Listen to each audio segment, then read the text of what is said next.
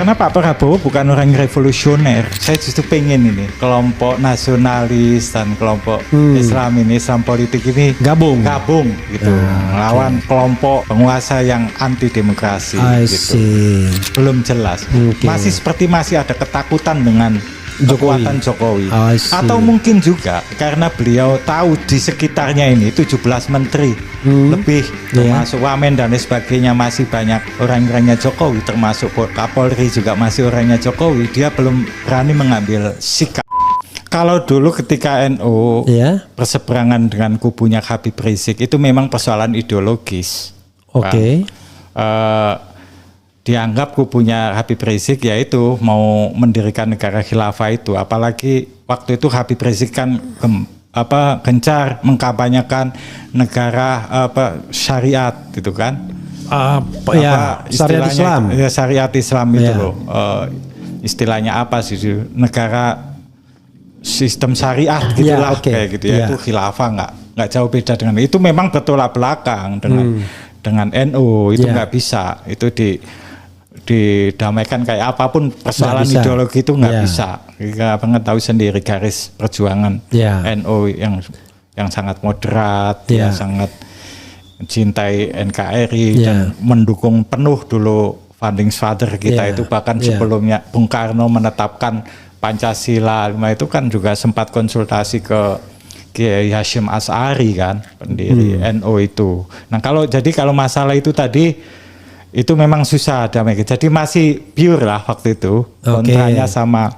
Anies dianggap menjadi simbol kelompok 212 Habib Rizik. Nah sekarang NU sekarang kok beda kayak gitu ya, itu jauh sekarang dari izin pertambangan. Biar kita tidak dikasih permen tuh gitu, dikasih permen biar saya tidak terlalu bias ke NU. Saya tanya begini aja, di Pilpres 2024 ya kan, kenapa Anda lebih suka membela, misalnya Anda sendirilah lebih suka membela Ganjar yang tidak ada track record agamanya ketimbang Anies yang Anda anggap ekstrim, padahal Anies nggak ekstrim orangnya. Kan Anies kan mana ada ekstrim-ekstrimnya. Anies itu sangat barat, bahkan lebih barat dibandingkan Ganjar. Ganjar nggak pernah sekolah di Amerika, Anies 6 tahun di Amerika. Nggak mungkin Anies menjadi seorang yang ekstrim, radikal. Mungkin orangnya sangat modern minded dia cara berpikirnya. Bahkan Anies belum tentu loh mengenal ide-ide sosialisnya seperti Prabowo yang PSI bapaknya kan.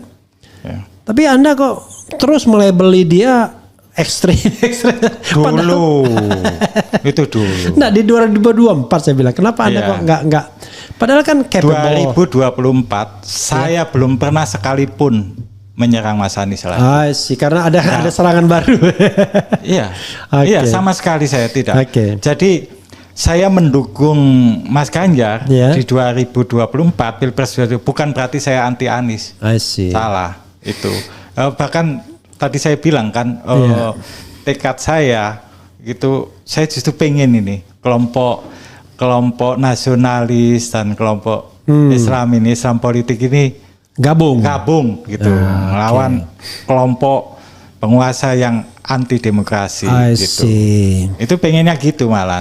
Nah, saya lihat juga yang banyak berkolaborasi dengan saya, yang koordinasi pergerakannya dengan saya, visinya banyak yang sama. Itu juga teman-teman PDIP. Makanya saat itu saya mendukung Mas Ganjar gitu. Sangat Mas. Nah, sekarang pertanyaan saya adalah ketika Anda melihat pemerintahan Prabowo Subianto, gimana perasaan Anda? Ya masih belum serius Pak Prabowo ini mimpin ini. Keberpihakannya belum jelas pada rakyat atau ke oligarki. Ya itu belum jelas. Masih ada ketakutan dengan kekuatan Jokowi. Atau mungkin juga karena beliau tahu di sekitarnya ini 17 menteri lebih termasuk Wamen dan lain sebagainya masih banyak orang-orangnya Jokowi, termasuk Kapolri juga masih orangnya Jokowi. Dia belum berani mengambil sikap yang tegas untuk dia tinggal pecat aja, tinggal ganti aja. Kayak gini nih, Menteri Dalam Negeri itu karena dianggap blunder kan ganti. Tapi dari awal Prabowo tidak mau mengganti. Katanya nggak ada reshuffle katanya. Karena Pak Prabowo bukan orang revolusioner. I see. Jadi dia bukan orang revolusioner. Jadi bukan orang yang dari kecil menderita. Betul. Jadi dari kecil udah hidup enak sehingga kecenderungannya dia pengen harmonis saja. Nggak biasa hidup susah. Hanya orang-orang revolusioner itu kan harus siap hidup susah, bahkan harus siap digantung seperti Saddam Hussein, seperti Gaddafi. Walaupun dia pernah terusir dalam tanda kutip dari negara ini, tapi di Jordania jadi pengusaha dia Iya, jadi pengusaha. Bukan hidup susah dia. Saya harap beliau juga mengingat jasanya Bu Mega yang mengajak beliau pulang ke Indonesia dulu. Itu gabunglah dengan kekuatannya Bu Mega. Loh, bukannya balik? Bukannya dibalik? Bukannya dibalik? Dibalik gimana? Bu Mega gabung sama Prabowo. Dia kan yang presidennya Prabowo sekarang. Iya, tetapi kekuatan civil society sekarang ini berada di tangan Bu Mega kebanyakan. Harus jujur, partai politik pemenang itu PDIP. Partai politik pendukungnya banyak di akar rumput gitu. Ya, yang selama ini yang berani berhadapan dengan Jokowi siapa? Kalau saya analisis, bisa nggak saya analisis begini? Memang pemenangnya itu PDIP karena akar rumputnya besar. Tapi sesungguhnya karena PDIP nggak diganggu. Kenapa? Karena targetnya Pilpres. Coba lihat, ada anomali kan? Harusnya yang juara pemilu itu harusnya Gerindra. Seperti SBY tahun 2009 kan? Menang SBY, menang pula Demokrat. Kan itu baru masuk akal kan? Tapi ini enggak.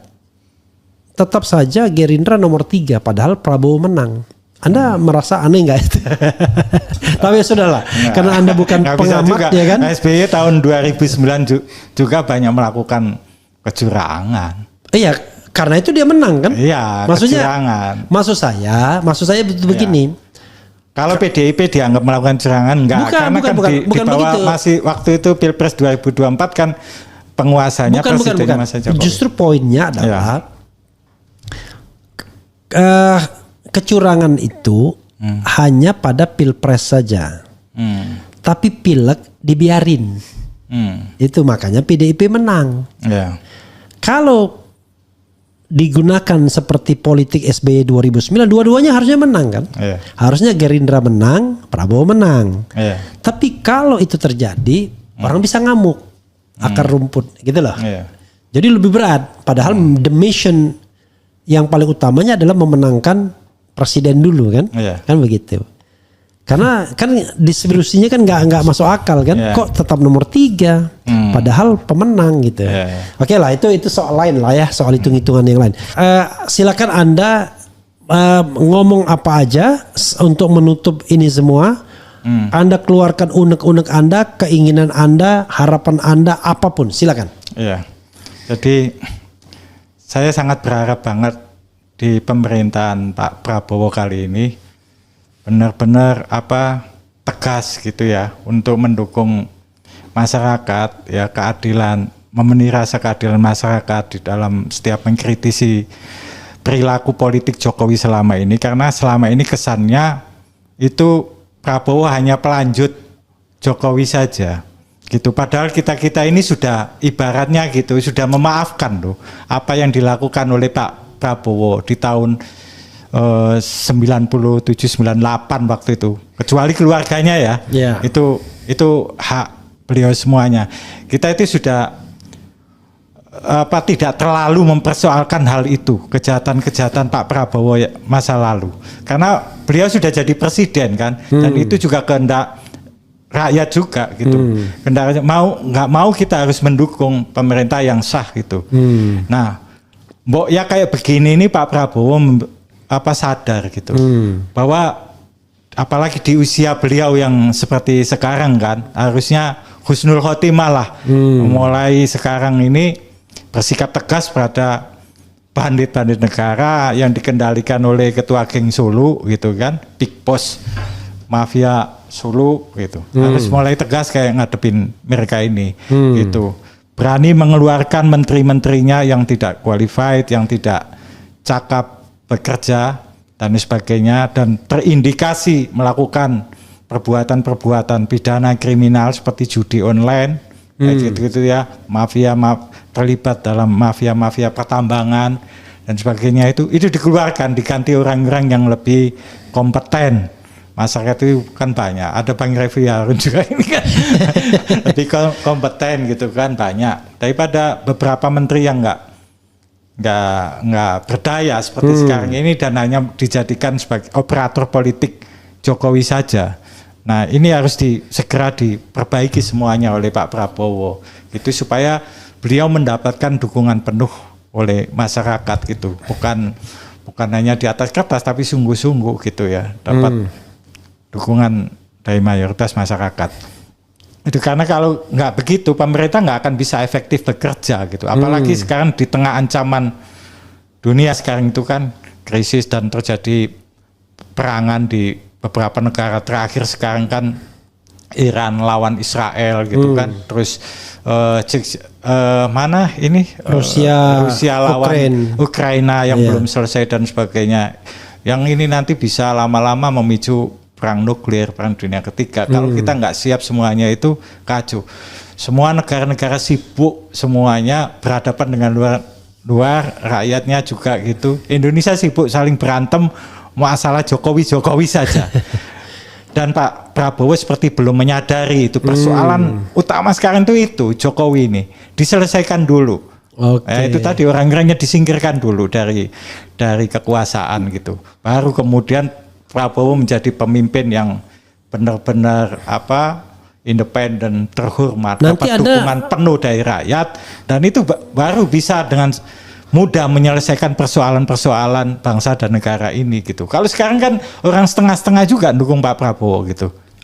Karena masih ada keterkaitan dengan mafioso Solo itu. Gitu. Oke, sobat daerah sekalian, kuncinya adalah segera buang orang-orang Jokowi yang masih ada di pemerintahan. Dari situlah kemudian nanti Prabowo akan dilihat apakah dia akan berhasil menjadi pemimpin Indonesia yang menorehkan tinta emas atau tidak. Tetapi selama orang-orang Jokowi dan Jokowi masih bercokol di situ, paling tidak versi Saiful Huda EMS, dia sangat pesimis Prabowo bisa menorehkan tinta emas. Sekarang kan kesannya masyarakat ke Pak Prabowo itu dia hanya ingin jadi presiden, dan ketika sudah jadi presiden selesai gitu, nggak melakukan apa-apa gitu, hanya omon-omon gitu loh. Yang seperti dikritiknya ke Anies dulu, padahal sekarang beliau juga omon-omon. Nah Pak Prabowo harus bisa membuktikan bahwa beliau ini bukan presiden omon-omon gitu, tapi presiden yang benar-benar setia pada konstitusi, memihak pada rakyat dan sebagainya. Jadi mudah-mudahan Prabowo bukan presiden omon-omon, tapi presiden yang setia kepada rakyat dan menegakkan konstitusi, tidak melanggarnya. Wassalamualaikum warahmatullahi wabarakatuh. Waalaikumsalam. Keren cadas. Terima kasih Bang.